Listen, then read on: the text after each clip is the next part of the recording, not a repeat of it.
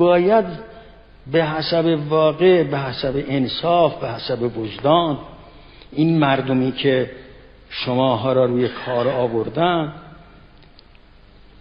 این مردم کوچه و محله و عرض میکنم زاغه هایی که شماها را روی مسند نشوندن، ملاحظه اونها را بکنید و این جمهوری را تضعیفش نکنید.